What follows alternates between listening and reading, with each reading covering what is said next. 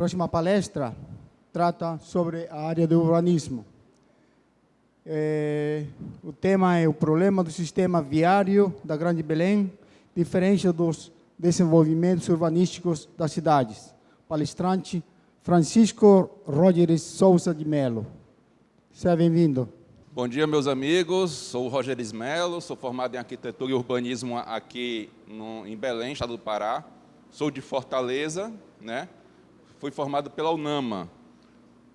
Um dos meus assuntos que eu sempre me preocupei foi com o sistema viário daqui de Belém, principalmente porque Fortaleza é muito diferente e Belém ele já por si só tem uma estrutura que ele se congestiona, ele sufoca o seu próprio crescimento.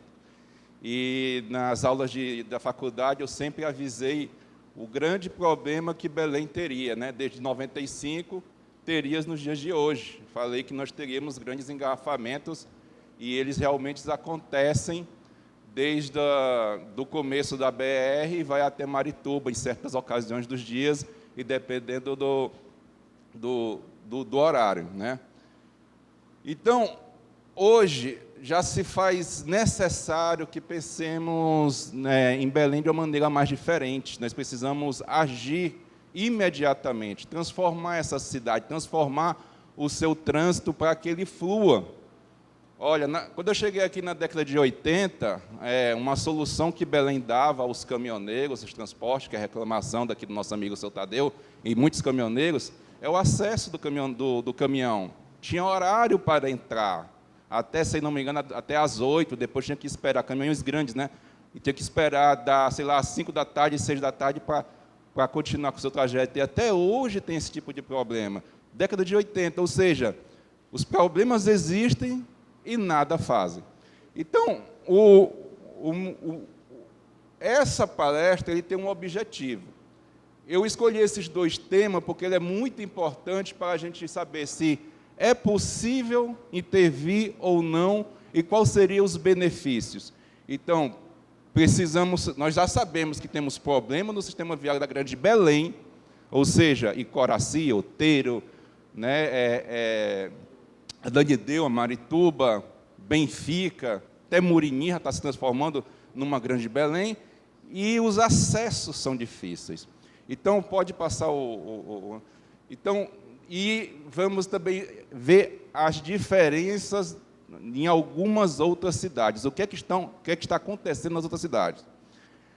O objetivo desse seminário aqui é simples. Nós devemos compreender uma coisa, que o desenvolvimento urbano de uma cidade se dá pela concepção econômica. E vocês vão observar isso, tá? Porque Belém, eu aprendi que ela foi criada para condições de defesa. É uma cidade que ela é sitiada, ela tem um rio para defender a foz do Amazonas, né? E foi cercada por exército, marinha e aeronáutica, ou seja, defender o território e, com isso, ela impede o crescimento, né? Isso aconteceu com Belém. Mas também a concepção antiga. E hoje nós estamos vendo que as cidades estão se desenvolvendo já pensando, sabe, na economia, na industrialização. Isso vamos ver um pouquinho para frente. Pode passar, por favor. Então, aqui eu tracei as ruas mais importantes de Belém, o que faz o acesso a toda a região de saída e também a Icoraci. E vendo que essas vias elas estão sendo estranguladas, já estão ficando congestionadas. Aqui a via principal aqui da BR, Almirante Barroso, Nazaré. Aqui, na verdade, aqui é a Pedro Alves Cabral, tá? E aqui seria a Almirante Barroso, Nazaré. Então, aqui são as vias principais, e tem umas que contornam aqui a perimetral. As vias que dão acesso a Icoraci, né? Seria aqui a Tubernades, e nós também teríamos aqui a Augusto Montenegro, tá? E aqui a João Paulo. Então, eu já vi logo o problema, como eu sempre fui preocupado, eu já também vi a solução. Eu sou uma das pessoas que conhece Belém. Eu digo isso porque eu já conversei com muito pessoal de Belém e eles malmente conhecem o próprio bairro e, no máximo, o centro. Eu, como trabalhei com matéria de construção e até na parte de telecom, eu tive que rodar a cidade toda. Então, praticamente conheço a cidade de Belém toda. Então, existe aqui trajetos em vermelho, que são os que existem, e os em laranja, que eu acredito, através disso, que nós deveríamos investir para abrir e melhorar o sistema viário de Belém.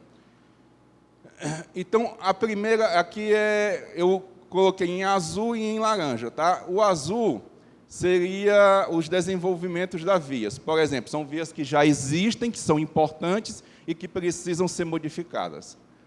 Duplicação das vias de acesso de Outeiro. Para quem vai para Outeiro, vê que continua a mesma coisa. Desde a década de 80 até hoje, continua praticamente a mesma coisa. Modificou algo. Então, são vias que já são importantes e que já deveriam ter sido duplicadas. Né? Deveriam ser duplicadas para melhorar esse acesso a Icoraci e Outeiro, né? Esse acesso entre a cidade. Tá? Continuando aqui com as vias azuis, nós deveríamos, há muito tempo, ter feito a duplicação da Tubernardes. Até hoje, ela ainda é um problema muito sério. Tá? Número 3, aqui é a Avenida Três Corações, e ela tem, se você for notar, ela tem para Nanideu, ela tem uma importância muito grande para o meio de Nanideu, para o desenvolvimento desse caminhonete. E os Três Corações, ela morre lá no bairro da Jardelândia. Ela deveria continuar, de alguma forma, até Augusto Montenegro, melhorando o acesso de Nanideu para lá. Também temos outros problemas aqui. Eu descobri esse bairro há pouco tempo, assim, uns 2 anos, tá? Vi que aqui é bastante movimentado. Aqui é Jardelândia, eu não lembro o nome do bairro. E eu sei que lá tem uma via que dá para se criar um acesso, que ela poderia terminar lá na Iamada, aqui é a Avenida Iamada. Ó. Ela deveria terminar na Avenida Iamada. Ia ser ótimo para o desenvolvimento da cidade e do sistema viário. Tá? Duplicação da Avenida Marinha. Passei várias vezes, desde a década de 80, até hoje continua a mesma coisa. E lá passa ônibus e o fluxo de carro lá é enorme. Então, essa avenida aqui, ó, a Rua da Marinha, ela deveria ter sido duplicada há muito tempo. É outro problema que ela deveria ter essa solução. Outros, eu trabalhei na Nokia, num hotel, no prédio da Coral Plaza, no 28º andar. E eu via como a Avenida Mundurucus, ela termina bem perto da perimetral. Por que ela não finaliza até a perimetral para melhorar o acesso? Então, nós temos esse problema, mas deveria ter sido resolvido. A Cipriano Santos, por exemplo, eu sei que ela termina, mas ela ainda está tendo reformas agora, e ela deveria ser uma avenida importante que ela ligaria ali, né, a parte do terminal até a perimetral. É um acesso que deveria ser importante, que deveria ter em Belém, e não tem. Então, essa daqui é a parte dos azuis. Pode passar para a duplicação. Ah, sim, desculpa, aqui eu falo. Esse acesso aqui, ó, de Murinim, meus amigos, ele já está ficando muito importante. Está crescendo o bairro lá, está crescendo ali Benfica. O acesso já deveria se pensar em duplicar aquela avenida, deixar uma avenida de 4 vias, 2 para ir e 2 para voltar. Então, agora nós vamos verificar que deveríamos construir outros acessos, não só desenvolver as que existem, mas construir outros acessos para melhorar a nossa cidade de Belém, principalmente nosso trajeto. Primeiro aqui, eu soube que estão querendo realizar o acesso de Outeiro a Mosqueiro, ou seja, criar esse acesso aqui e colocar uma ponte para facilitar a saída. Isso aqui já descongestionaria já essa via aqui, porque, além de ser mais perto, tá, diminuir o acesso, as pessoas de Mosqueiro que viriam para essa região iriam para esse acesso. Então, você praticamente dividiria a quantidade de carros que passam na verdade, não por aqui, né, pelo Mosqueiro. Essa avenida já está sendo pensada, mas não está sendo executada. E isso aqui fortaleceria muito o turismo. Opa, tá. Obrigado. A outra parte aqui, gente, é a criação de uma via, que eu já vi que é importante, do distrito de Coraci, seria aqui, ó, o começo do distrito industrial de Coraci, tá? E ela deveria passar por trás de Tenoné, Maguari e terminar lá na rodovia da Independência. Lá está se desenvolvendo, a urbanização está crescendo muito nessa região. E ela precisaria disso, porque todas as pessoas correm para Augusto Montenegro. E Augusto Montenegro não dá mais. Mesmo com essa obra, ela não aguenta mais. Você tem muitos engarrafamentos, congestionamento nessa avenida. Nós precisamos tirar, desafogar o trânsito. E a gente só desafoga esse trânsito se a gente abre outras soluções. Tá? Uma outra solução que deveria ter sido feita, pensada, né? Eu acho que nunca foi pensada, gente, é criar, no mínimo, uma avenida no meio de Coraci, e ela deveria terminar aqui na rodovia do Tapanã e continuar pela Iamada, a Avenida Iamada, lá do Bengui. Veja como, olha como esse acesso. E dá para ser feito isso. Isso aqui valorizaria a região, criaria desenvolvimento urbano nessa região.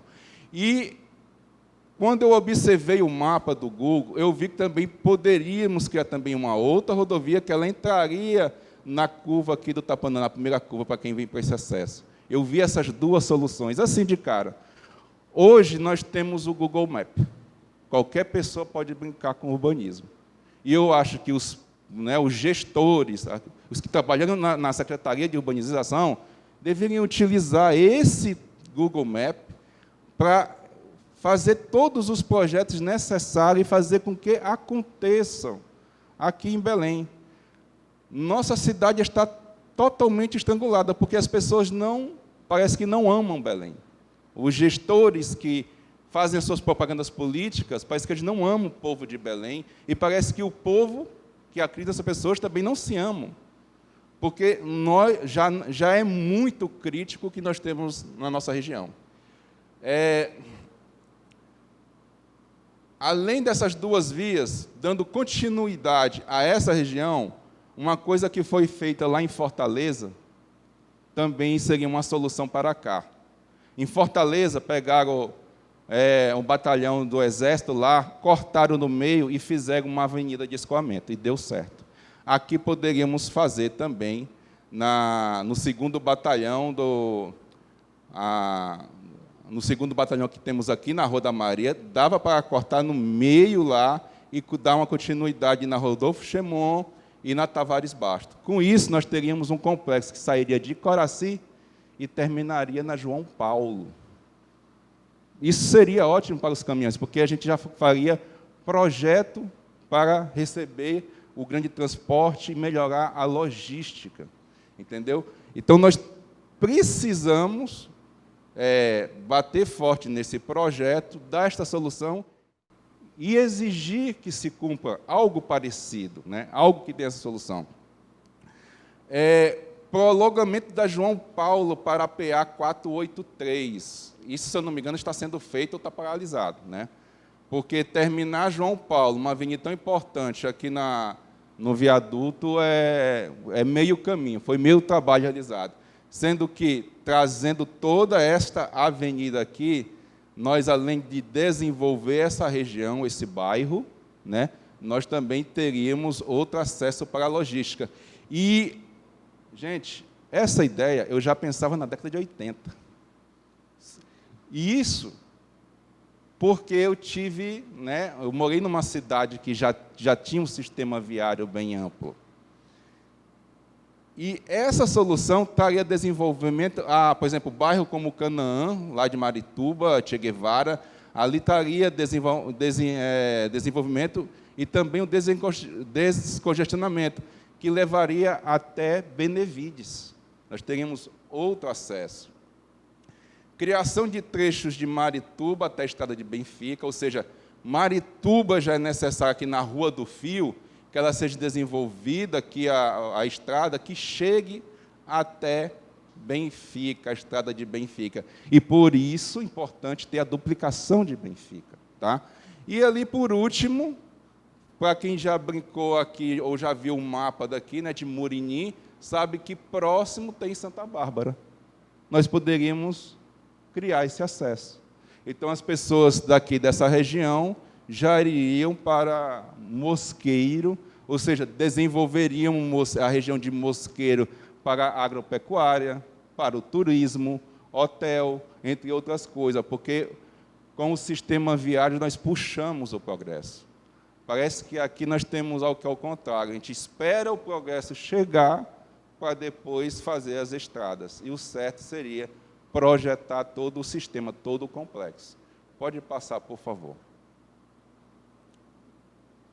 Então, esse projeto ele procura viabilizar o acesso e valorizar o espaço. Porque quando você traz as avenidas, quando você projeta os espaços, você vai valorizar o urbanismo. E também vai melhorar toda a logística e todos os problemas de congestionamento que temos na cidade. Pode passar aí, por favor. Eu só quero aqui dar um exemplo de um trecho que eu acho que é um dos mais importantes, tá? Seria aqui no começo de Coraci, aqui nós temos Augusto Montenegro, e as duas vias que eu coloquei como que nós devemos desenvolvê-las, duplicar e desenvolvê-las. Pode continuar, vai passando aos poucos, tá? Aqui chegando na segunda parte, vendo que a primeira via aqui entraria na rodovia do Tapanã, né?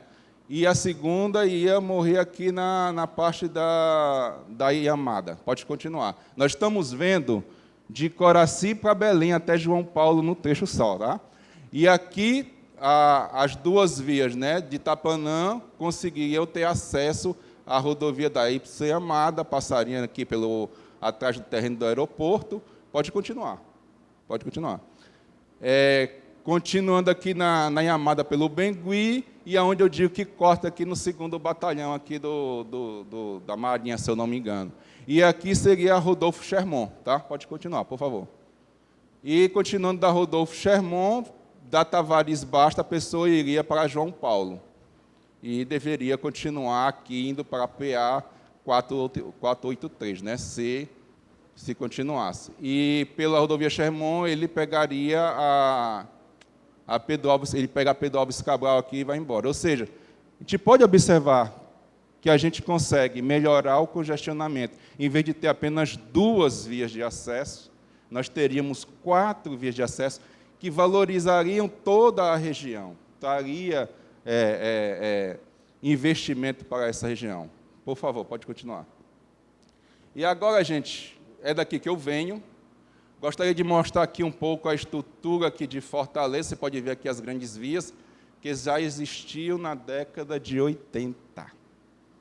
Então, assim, foi um grande aprendizado que eu tive antes de entrar na arquitetura. Quando eu cheguei aqui, comparei, aí eu percebi. Tá? Pode passar, por favor.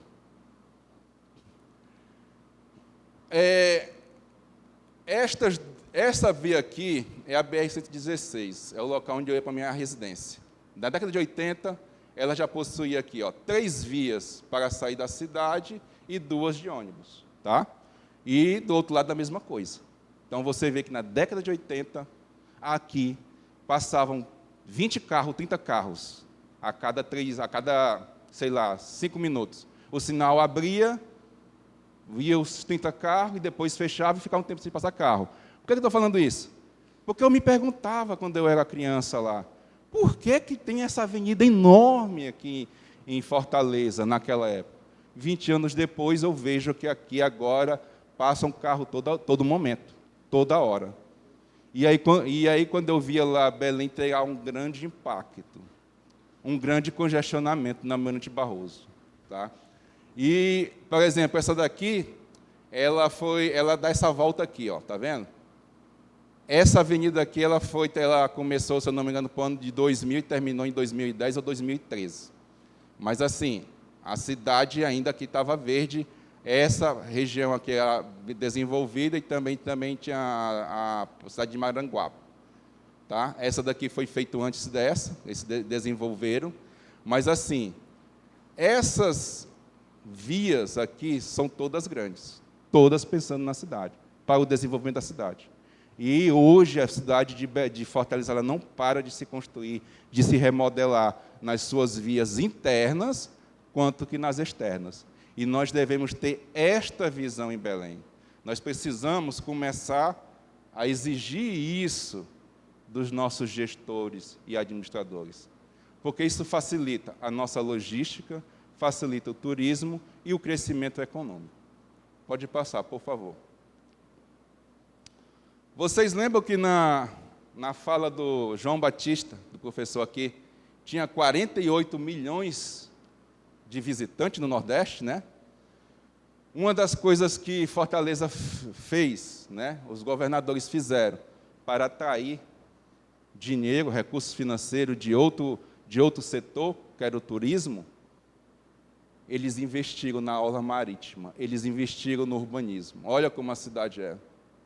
Meus amigos, da década de 90 até hoje, a construção de Fortaleza, está vendo aqui? Cada bairro crescia uma cidade de Belém de construção. E isso trouxe do turismo investido.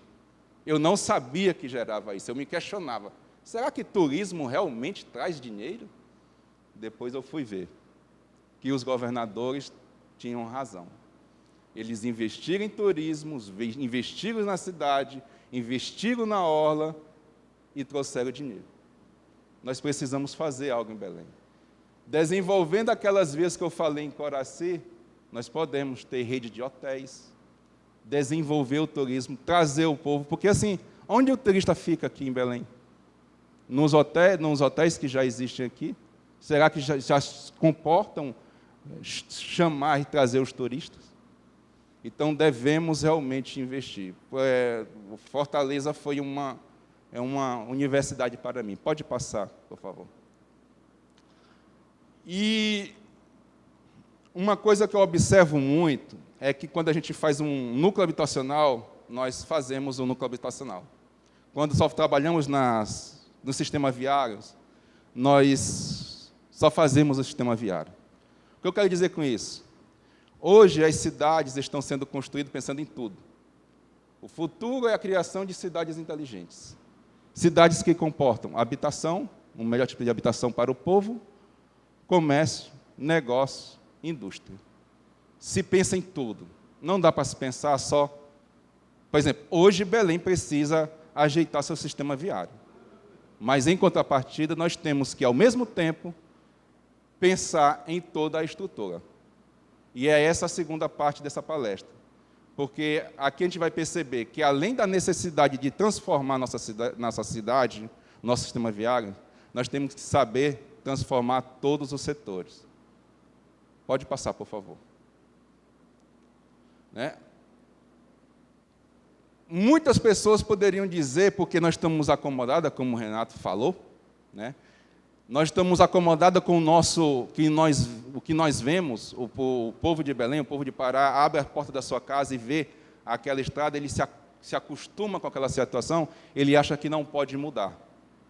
E muitas vezes dizem que não há dinheiro para nós transformar a sociedade. E hoje aqui,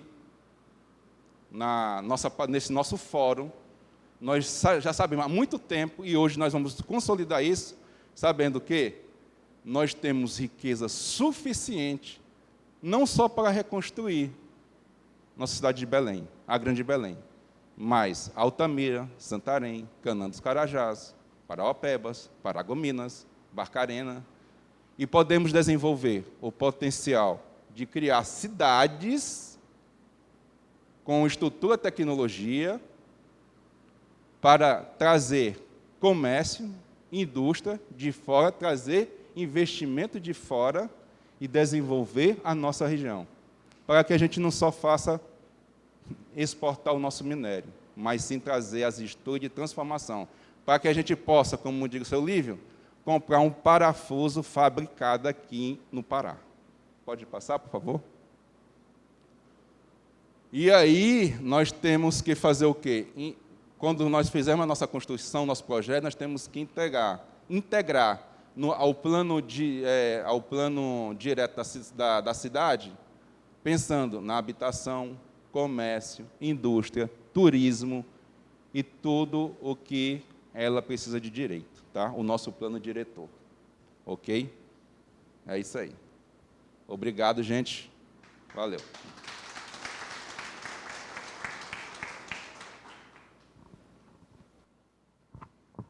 Muito bem, Roger. Parabéns. Realmente a gente precisa abrir nossa mente, né? pensar num futuro que o Pará, que Belém precisa, né? Estamos muito atrás. Eu me lembro quando visitei anos 80, mais ou menos, em Fortaleza, não era assim. Hoje em dia, voltei faz 2 anos atrás, e realmente é outra cara, outra cidade, não que gera realmente muita de vista sobre o turismo. E isso que nós temos que pensar aqui. Belém precisa realmente reagir, né, sobre o futuro da cidade, né? Acho que precisa trabalhar mais, colocar mais, exigir mais políticas, né? Cobrar dos gestores, que realmente tem. E o que chama a atenção é a força que nós temos, a quantidade de recursos que existe. Isso eu vou falar à tarde. A quantidade de minério que existe, a quantidade de riqueza natural sobre as cadeias produtivas. E o que nós temos de ajuste em cima de tudo ter isso? Do Pará ter toda essa riqueza e temos essas cidades nesse estado, essas estradas que existem. Então, precisamos mudar, precisamos pensar mais um pouco. Não, eu não vou culpar, mas a gente tem que reagir. Eu acho que nosso pensamento ainda precisa mexer mais nos seus miolos para poder exigir e cobrar. Mas são exemplos claros que se mostram, né? Porque a partir daqui começamos a pensar mais, agir, né? Ter ideias. Eu acho que grande parte dos nossos gestores tem que sair para fora, visitar, conhecer melhor, né? Então, é isso que tem que fazer. Bom, nós temos mais um tempinho aqui. Eu queria abrir um espaço, antes de nós finalizar as palestras da manhã. Se tem alguém que possa dar algum adendo sobre a palestra, dessas palestras que ocorreram, tá certo? Tá bom, então, nosso amigo aqui, o Giovanni, antes de passar para ele, eu quero dizer que à tarde nós temos as palestras importantes sobre agronegócios, tá? Para mostrar onde está localizada todas as partes das cadeias produtivas, trabalhar sobre a logística, como fazer para transportar aqueles centros que nós queremos, onde podem geralmente gerar divisas. E temos a parte da palestra da indústria, aquilo que eu falei de manhã, da verticalização. O que fazer com nossos produtos, né? Como nós gerar divisas para o Estado do Pará com políticas, né? Um exemplo do que eu vou falar à tarde é isso aqui. É isso aqui. Esse trem não é da Vale. Esse trem vai ser do Estado. Isso que eu quero falar, que ele vai cortar o Estado do Pará. A rodovia, a hidrovia, a importância da hidrovia que o Pará precisa. Regulamentar, que isso no Brasil não se coloca, mas o Pará é grande demais, 30% do território é coberto de água. Precisamos realmente trabalhar em cima disso. E os portos, setor portuário, para poder nós escoar nossos produtos das cadeias produtivas. Estou falando de uma forma de quantidade, de volumes grandes, para poder dar força a esse futuro da logística. Tá certo? Então, à tarde, espero que vocês, depois do almoço... Tá bom então. Tá bom. Giovanni, você queria falar? Por favor, você pode vir aqui na frente.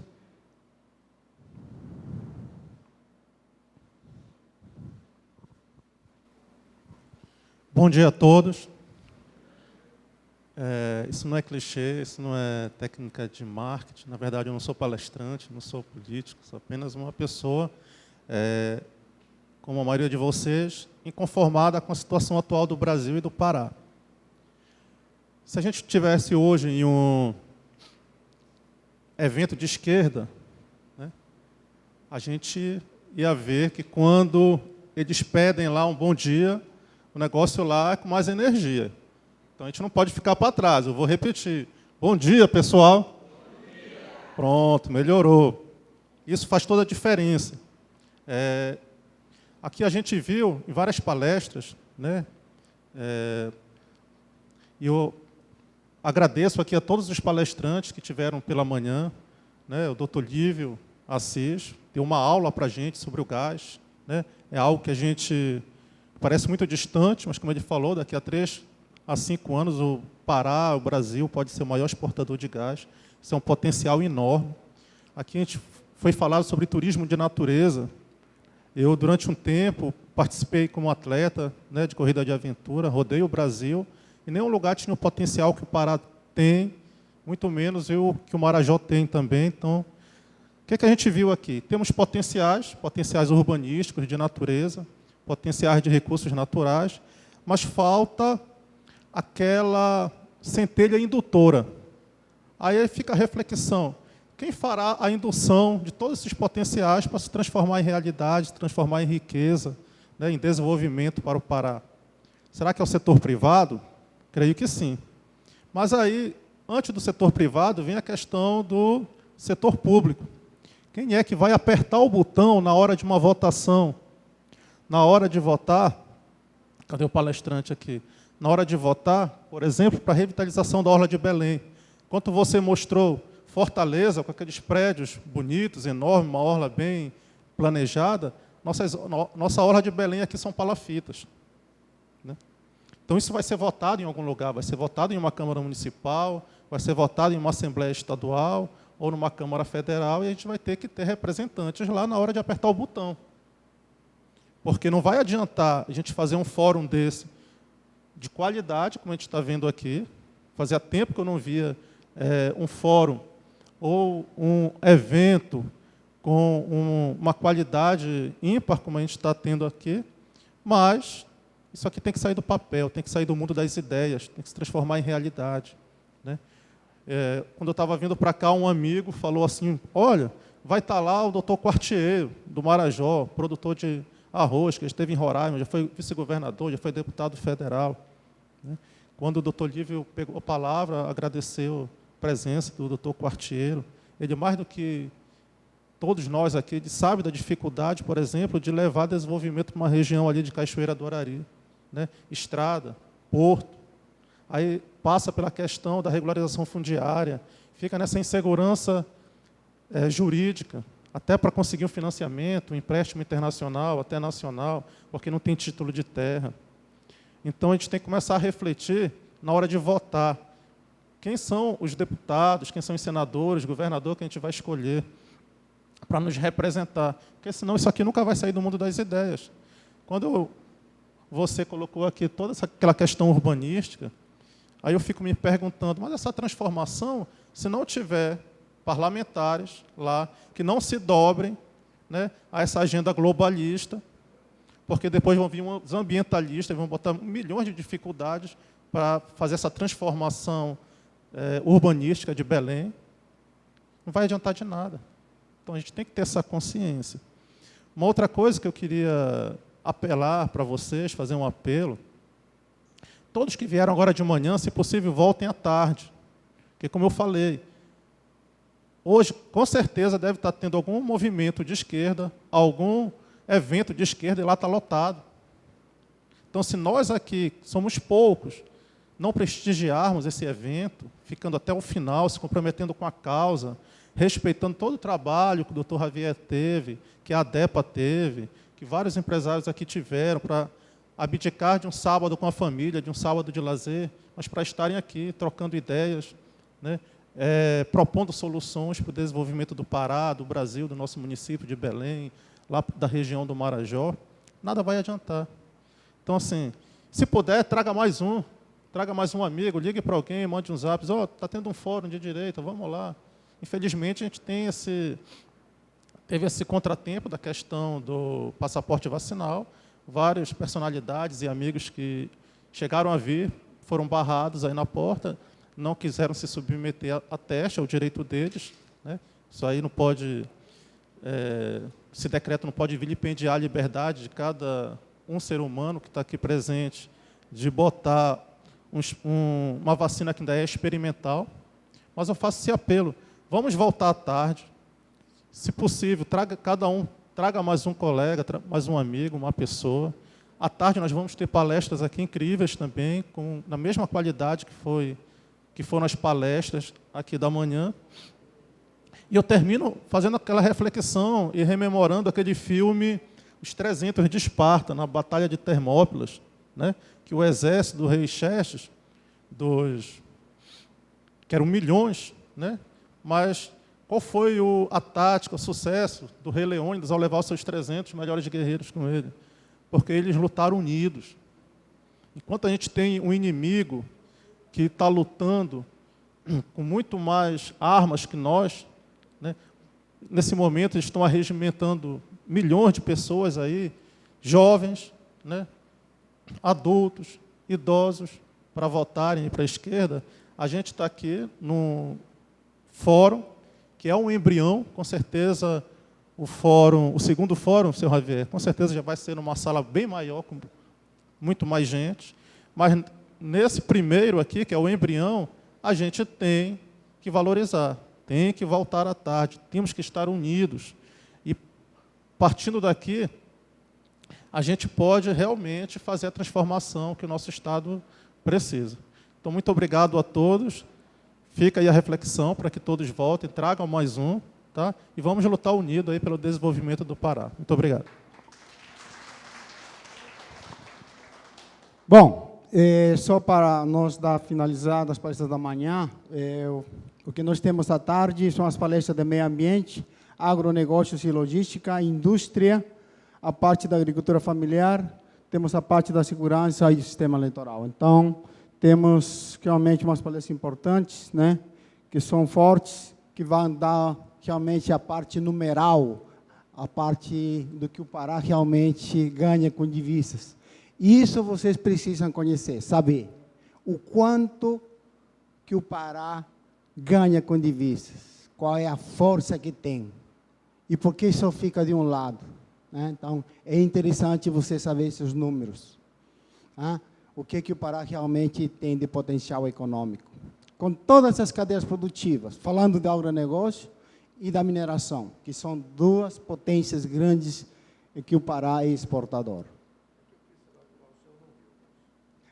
Desculpa, meu grande amigo, mas, claro, você merece. Vou dar o microfone e a palavra do nosso amigo, tá, para ele poder se expressar, se manifestar também. Desculpa, é porque eu fiz sinal de não viu, ou então, pelo meu tamanho, não deu para notar. Mas esse é um dos problemas que nós temos no país. Muito discurso sobre preconceitos, diversidades e tal, e fica só no discurso.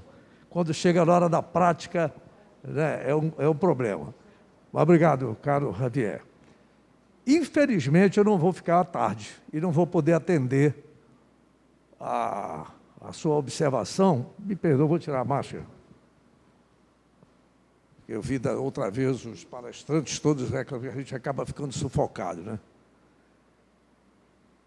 Mas, professor João, quando o Ministério da Educação parece que não disse nada para as manifestações virtuais, e aí?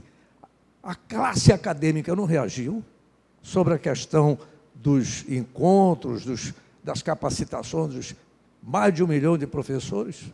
Aí eu fico pensando, se a classe acadêmica não reage, como é que eu, um pobre e coitado humano, vou ter voz? Se é nas salas das universidades, nos ambientes acadêmicos, onde os pensamentos são mais fortes e onde nós temos a ideologia marxista dominando a cabeça dos nossos jovens, aliás, desde os adolescentes no ensino fundamental, com aquele senhor italiano lá, como é o nome do Gramsci. E a nossa classe, pensando, o senhor se referiu que há estudos nos campos da educação estadual e federal sobre essa questão nossa toda. O que é? As pessoas se acomodam nos seus postos de serviço público, temporários, concursados ou indicados por lideranças políticas e fica tudo como antes no quartel de Abrantes. Eu estou vendo, mas é muito bom isso aqui. Mas eu estou ouvindo, vocês me desculpem, eu sou um caboclo meio ignorante, eu não tenho a formação, a pedagogia, a didática dos senhores.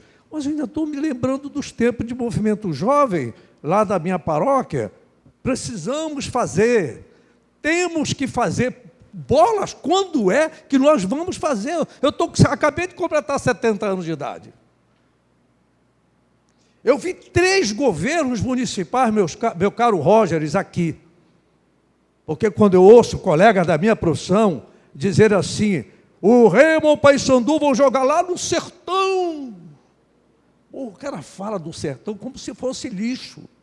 Quando eu fui lá em Petrolina, eu disse, meu Deus do céu, que vergonha do urbanismo da minha cidade de Belém do Pará. Eu não estou falando de Recife, eu estou falando de Petrolina. Caminhando para tudo, e a gente fica a passo de cágado para chegar numa João Paulo II, bem aqui.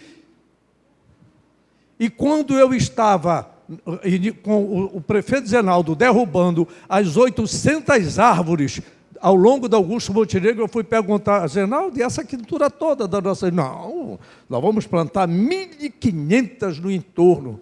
Será que plantaram? Ou foi mais discurso? Mas quando isso terminar, Zé, né? Infelizmente, quando terminar o BRT, a gente já vai estar 5 minutos. Isso não dura 5 anos. E nem terminou ainda, né?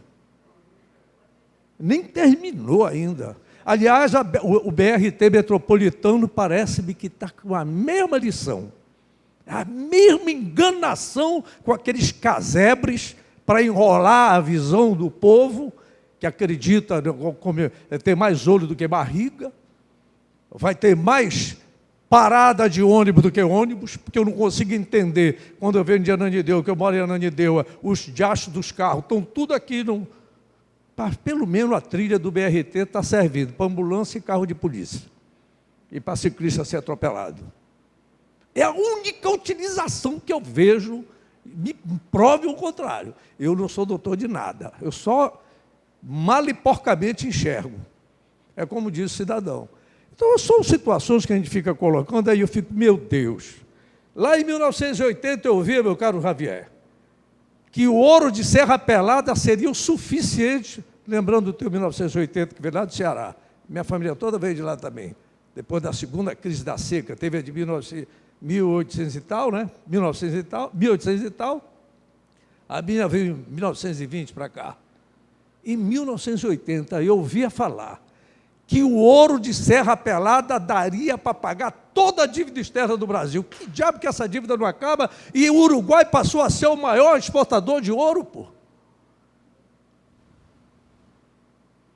Meu caro jovem Renato Batista, você é uma das poucas coisas que eu vejo de coisa nova aqui, mas precisa realmente, pelo ativismo, porque quando tem os movimentos as reuniões de por aí, os caras vão lá, não, movimento esquerdista, ideias progressistas. Aliás, quando eu fico imaginando que o partido político hoje é chamado de partido progressista, era odiado esse termo, e é remanescente da arena. Pouca gente sabe, né, que o PP é remanescente da arena. Tem umas coisas no nosso país. Quando eu vejo hoje, o presidente vem para o meu partido, o 22, né? Porque eu senti que não dava, eu vi, como é que pode, olha só como eu vou viajando aí.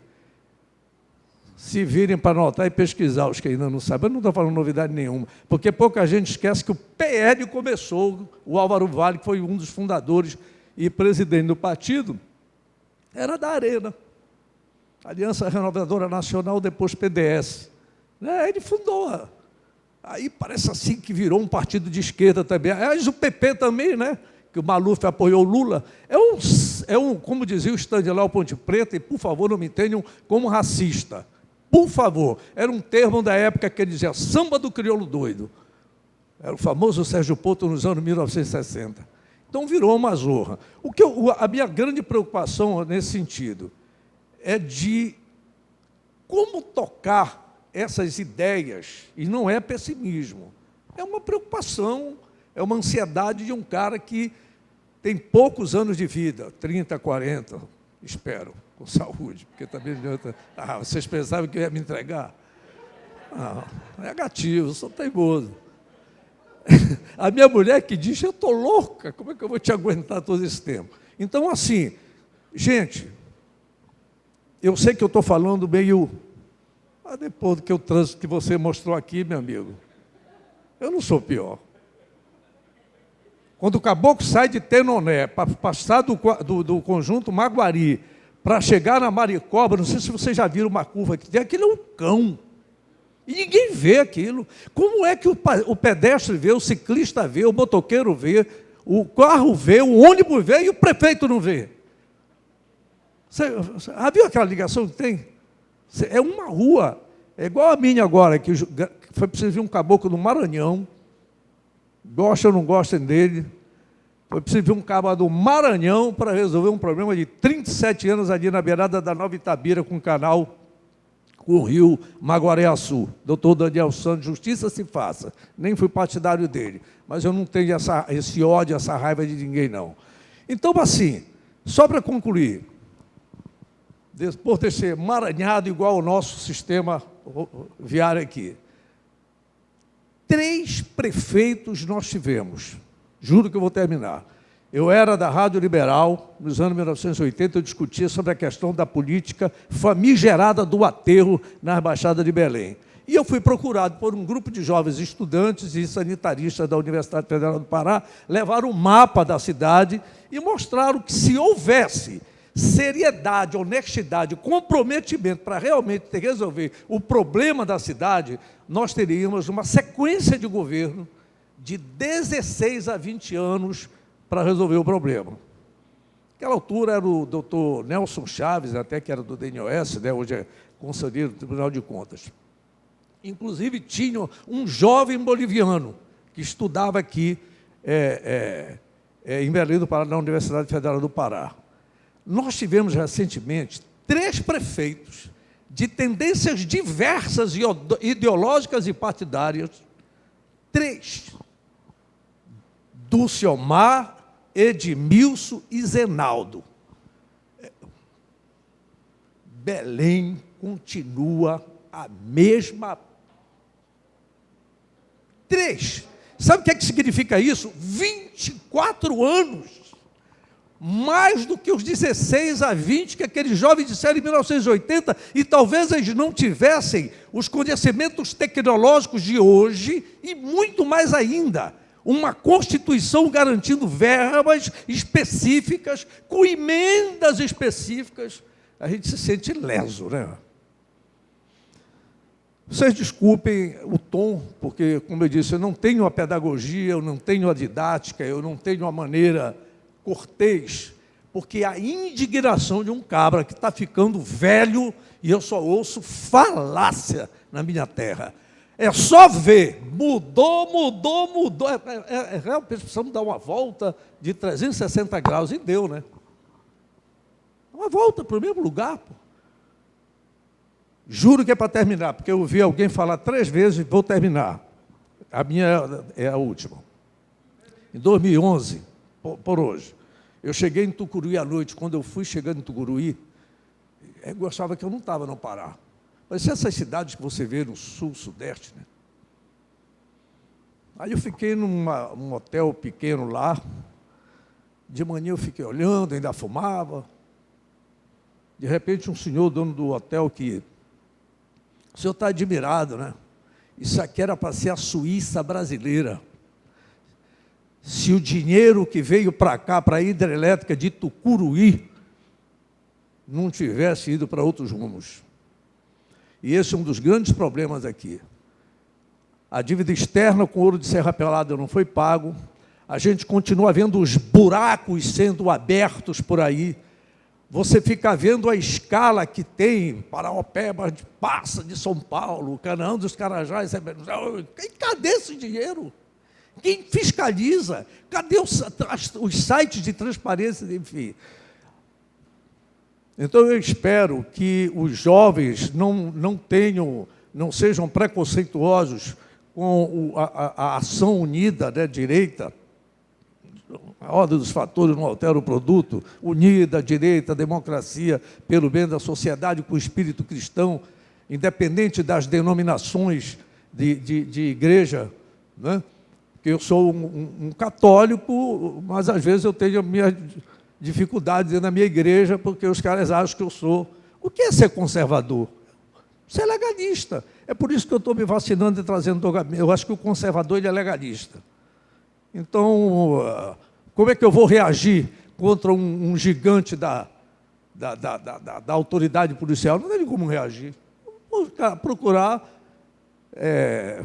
vamos dizer assim, me fazer de morto para dar um cocorote no coveiro. É o único jeito. Então, a gente vai levando, vai se infiltrando, porque fica difícil. Um dia, o espírito da Davi volta. Gente, desculpa, eu vou insistir aqui, eu vou sempre me inspirar nas coisas que foram colocadas, aproveitando o emaranhado do trânsito, do sistema viário. Eu sei que eu fui falando de uma forma bem diversa, mas fundamentalmente é para mostrar que essa insatisfação ela deve existir, mas que nós precisamos sair do campo do o que vamos fazer, temos que fazer, precisamos fazer, como fazer, quem. E é por isso que eu insisto de novo no caso do jovem cirurgião dentista, aliás, que eu tenho um filho lá em Roraima, que foi para lá, foi para o Exército, e pela primeira vez eu vi um garoto dizer: papai, nós aqui do Exército somos tratados como inimigo do país, e eram os únicos realmente que defendiam a pátria, porque missionários, ONGs e o diabo a quatro faziam o que bem entendiam. E ele lá em Bonfim, São Gabriel, etc. e tal, sendo tratado como se não fossem os brasileiros, eram os únicos brasileiros que defendiam a pátria. Então, essa é uma reação. Eu agradeço muito, lamento não poder ficar à tarde. Diga. Desculpe, é uma falta de educação, né? Nem parece que eu sou... É porque eu já fui tão... Edson Matoso, eu sou radialista, jornalista, não estou trabalhando porque eu reclamei demais. E é para ficar todo mundo assim. E não deu para ficar assim. Né? Não deu para ficar assim. Por isso que agora eu acabei de receber o prêmio de comunicador da década. Como, pô? Não estou nem trabalhando. Eu juro para vocês, dia 30 de outubro, na Assembleia Paraense, eu recebi, chamamos para receber o título de comunicador da década, Edson Matoso. Eu falei, pô, mas eu não estou trabalhando, pô. Está ruim a comunicação, hein? Eu vou à tarde, porque quando a minha querida amiga Nilce me informou, e você ratificou, Javier, sobre o evento, não estava ainda a programação a Copa Verde. E aí eu vou, Mas presta atenção, a Copa Verde é outra falácia. E nós, no Pará, gente, não conseguimos ver a importância dessa competição. Estão usando a máquina verde, a Amazônia, eu sou do tempo que os nomes mais eram Jesus, Coca-Cola e Pelé. Né? Hoje é a Amazônia, né? É a Amazônia, né? Da Amazônia. Mas usam, e todo ano é uma dificuldade para ter essa Copa Verde.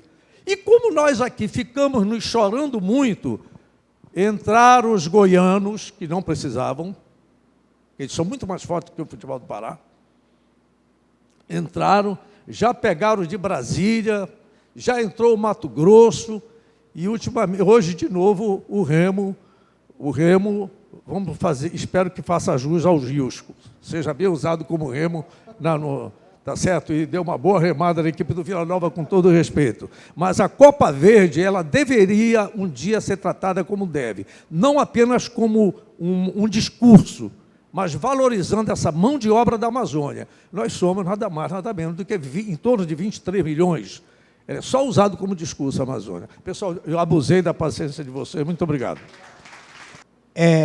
Nosso amigo Edson Matoso, né, que todo mundo conhece, do setor jornalístico, e que realmente deu sua contribuição, sua manifestação, não com a preocupação que o Estado tem, em Belém tem. Né? Eu conheci ele em 1980, mas está inteiro, está novo, não, está reclamando, mas esse é bom, esse é sinal de juventude. Bom, para finalizar, só queria colocar duas coisas que me lembrou do Edson Matoso. Escuta aí, Edson Matoso. Eu fui visitar a última semana na Cidade Nova e era um canal, tá, de casa de madeira. Mas quando pisei essa passarela, eu me senti em Europa. Eu vi essa mesma cena em Europa. Só falta adequar. Eles sabem trabalhar. Aqui no Pará ninguém ajeita. Eu, quando subi, tem uma foto aí em cima da passarela de madeira, essa cena tinha visto em Europa. E o pessoal de lá utiliza como turismo. Por que não fazer isso? Bom, isso vai ficar. Tem uma outra que vou te contar. Eu estive, se não me engano, faz 8 anos atrás, procurando a prefeitura, e dentro das minhas amizades como empresário, conheci o grupo. Estava chegando aqui, se instalando em Campinas, a fábrica de ônibus elétricos.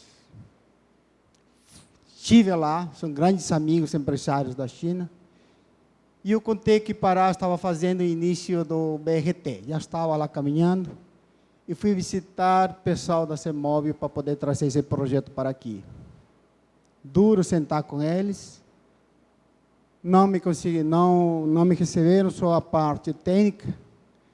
Quando quis apresentar o projeto de ônibus elétricos nesse carril que está o BRT, sabe qual a resposta que eles me deram? Falando com o representante, que o Pará não estava à altura de receber ônibus elétricos.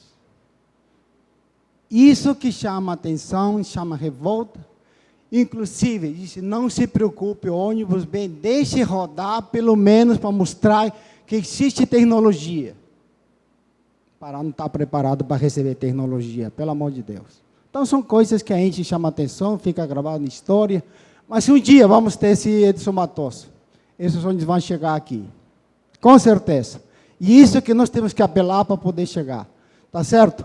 Pessoal, muito obrigado por estar conosco essa manhã. Conto com vocês esta tarde. Temos muita coisa. Viu, Edson Matos? Vai ter muitos números para você saber a quantidade de dinheiro que esse Estado recebe em tributação. Bilhões. Não estou falando milhões. Bilhões. Isso precisa ser dito aqui. Qual é a quantidade de tributos que entra para esse Estado?